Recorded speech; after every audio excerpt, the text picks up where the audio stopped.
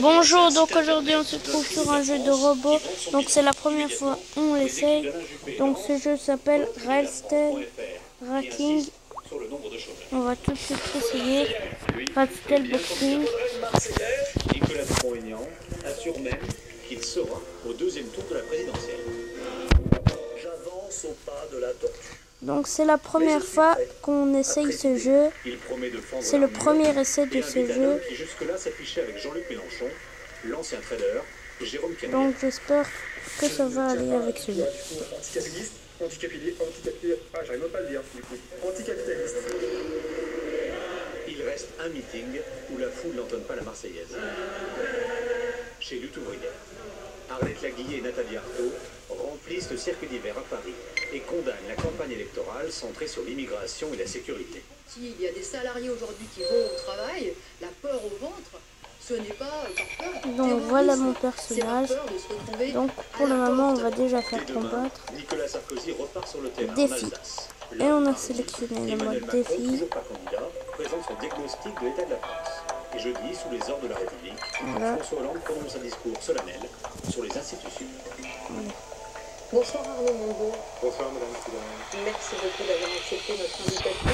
Cet après-midi, le PS a publié les règles du jeu de la primaire qui se tiendra donc fin janvier. Ma question est simple. Est-ce que vous avez participé à cette primaire socialiste?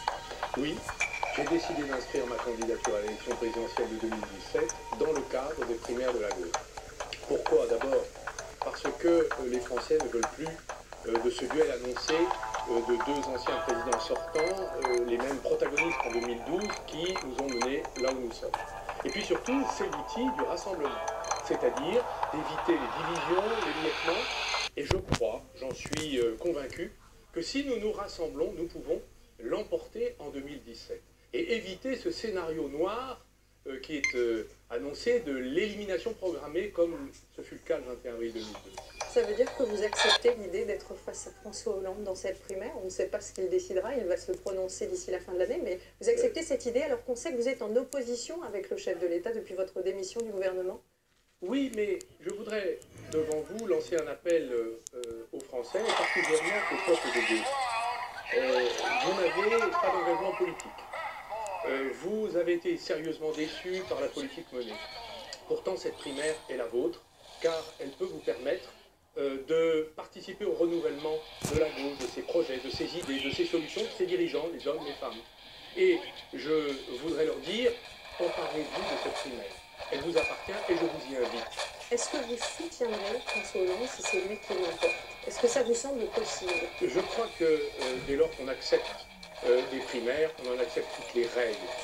Une chose est sûre, c'est que j'en accepterai le résultat et ne me présenterai pas et ne serai pas agent de division, mais plutôt de rassemblement. Et je voudrais dire que, puisque vous me posez la question du face-à-face avec François Hollande, je suis resté fidèle au serment du discours du Bourget.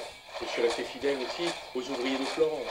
Je suis aussi l'un de ceux qui a combattu la politique d'austérité fiscale, qui a causé beaucoup de dégâts dans le pouvoir d'achat de nos compatriotes les plus modestes. Et dans le programme, le projet que je porte, il y a là un certain nombre de propositions fortes, comme par exemple le redécollage économique pour mettre fin à l'austérité. Par exemple, c'est un truc à chaque fois quand ils disent, quand il y a de nouvelles vidéos. Made in France pour soutenir, avec un État fort et protecteur, la réindustrialisation et notamment nos PME. Je prends par exemple cette mesure que je défends, qui fait débat, mais qui est un changement considérable. 80% des marchés publics, c'est l'argent de nos impôts, pour les PME. Je propose aussi, face à l'Union européenne, dont on accepte tout, et malheureusement parfois n'importe quoi, Donc une maintenant stratégie de on est confrontation niveau pour une réforme 2, radicale, sans pour donc autant on mérite perdre juste une et pièce. abandonner ou sortir, comme certains Donc je le pense proposent, qu'on a vraiment bien joué. Est-ce Donc que vous là, pensez c'est qu'après Footboy toutes ces divisions, la versus campagne, le Parti Footboy. socialiste peut survivre à cette primaire et à cette présidentielle? Je crois que les forces qui sont à l'œuvre dans la société veulent se rassembler. Car il n'y a pas de fatalité à ce que le pays, finalement, nous donne à choisir entre la droite et l'extrême droite. Nous avons aujourd'hui des millions de Français qui ont été déçus, mais qui ne peuvent pas rester silencieux. Et c'est la raison pour laquelle la primaire est pour eux. Et le projet que je vous propose sera développé dans le cadre de cette campagne jusqu'au mois de janvier, ils pourront s'en emparer et y participer.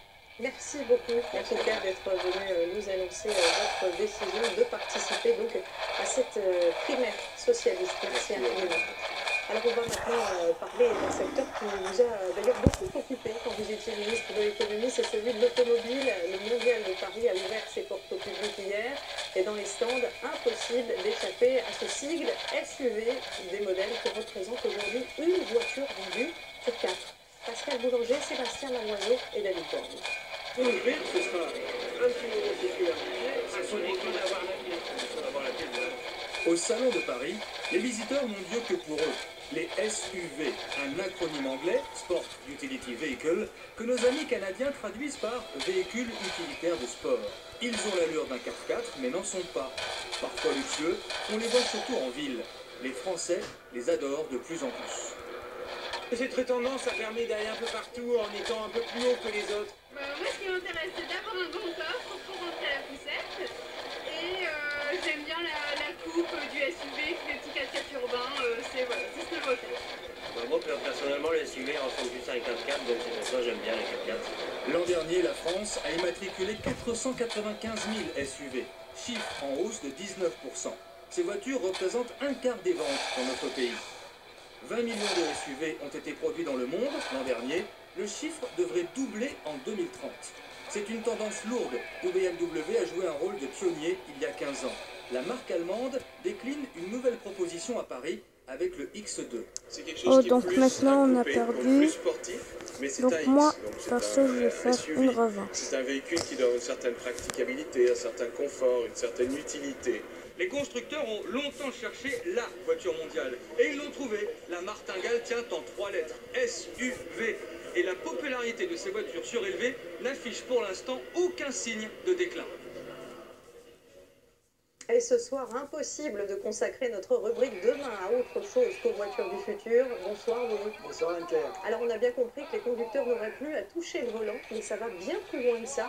Leurs voitures du futur pourront prédire l'avenir. Exactement, je vous ai préparé quelques exemples de cette voiture très connectée avec son environnement. Ça va nous permettre d'évoluer plus en sécurité. Premier exemple, vous allez voir une voiture qui va commencer à lire le prochain feu rouge que vous allez rencontrer. Elle va pouvoir déterminer à quel moment ce feu va passer au vert et donc déterminer très exactement le moment où vous allez passer ce feu et donc déterminer la bonne vitesse. C'est-à-dire que vous n'aurez pas à freiner, vous n'aurez pas à vous arrêter.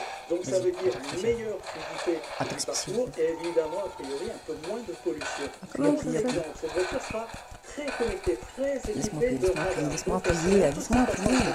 Et en particulier, si à un moment un piéton toutes les vies qu'on a enlevées. dans sa course ou dans son Oh non, là, il va me tuer. eh bien la voiture s'arrêtera tout seul, même si le piéton ne l'a pas vu, parce que c'était hors, par exemple, de son champ visuel. Alors les évolutions, elles vont être aussi spectaculaires à l'intérieur. Ça m'enlève pas. Exactement, là aussi, je vous ai préparé quelques exemples de ces évolutions, et en particulier, quand on rentre à l'intérieur de ce véhicule, on va voir que le pare-brise va se transformer totalement. Aujourd'hui, évidemment, il sert juste à nous protéger du vent, et bien là, il va servir également à nous donner beaucoup d'informations, comme on va le voir, d'informations de toute nature, qui pourront nous permettre, par exemple, d'avoir le verglas sur les prochains kilomètres, d'adapter notre vitesse, des dirageants, tout ça sera affiché au fur et à mesure de notre progression. Autre élément très important, l'éblouissement. Et bien là, le pare-brise aura tendance à se transformer. C'est pas fini. On a par exemple le fauteuil qui va lui aussi s'adapter. C'est-à-dire qu'il va connecter avec le conducteur. Et avec cela, on va pouvoir suivre en permanence. Et voilà, maintenant il va me faire note. Est-ce qu'il est somnolent? Est-ce qu'il est en pleine forme? Et dans le cas les notes qu'il m'a fait, il m'a enlevé ma tête. Le fauteuil pourra nous réveiller, en tout cas nous avertir, ou même arrêter la c'est pas grave. si on a un problème un petit peu plus important. Et puis enfin, ce pare-brise, dans les phases où on sera en autonomie totale sur autoroute, on pourra regarder votre Et mais après, sur ton téléphone, on s'est joué à deux. Ah non, sur le téléphone de maman. Mais sur le téléphone de maman, on s'est joué. Ah, on sait. Tu l'as installé. Tu sais jouer avec moi. Quoi? Accrochez-vous bien. C'est ça d'un nounours. Le nounours de Victor. C'est Mehdi qui l'a cassé. C'est toi qui l'as cassé. C'est aussi spectaculaire, c'est que le tremplin le soit tout autant. Un départ à 42 mètres de hauteur, une pente à plus de 40 degrés, du jamais vu en pleine ville, sans parler des 300 tonnes de neige artificielle à faire tenir malgré la saison. C'est une neige produite sur place. On met de l'eau et de l'air en pression qui vient s'ajouter avec de l'azote pour tout refroidir. On place des tentes sur la zone et ça produit des blocs de neige. À Annecy, l'hiver est donc un peu en avance. Et comme sur une vraie piste, le rebond de pente tourne à plein régime.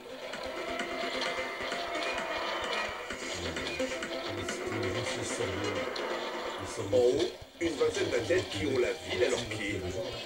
C'est génial parce qu'on amène un petit peu la montagne en ville.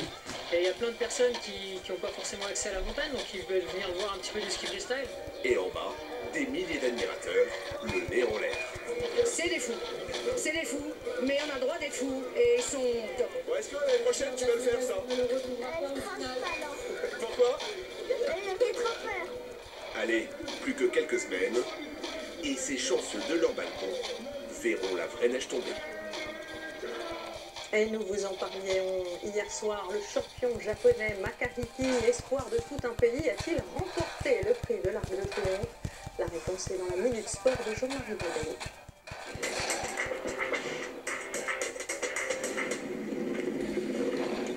C'est le galop du triomphe et le baiser de la victoire. La jument irlandaise Found remporte la plus célèbre des courses hippiques. Sur le podium du prix de l'Arc de Triomphe, 3 chevaux entraînés par ces 2 hommes. Chapeau du dimanche à l'hippodrome de Chantilly, casquette et basket à l'hippodrome de Vincennes.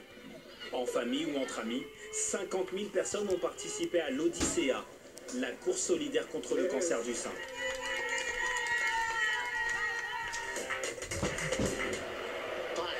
Mais comment arrêter Dimitri Payet quand il est lancé balle au pied? En version originale. Donc, on va arrêter maintenant. Donc, alors, on a fait 4 combats. Donc, alors, j'ai gagné dans 2 combats et j'ai perdu dans 2 combats. Donc, je pense que ça a été un match qui a été un match sans triche.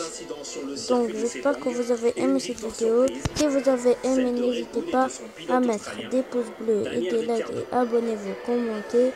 C'était Walid Lanan. Allez, ciao.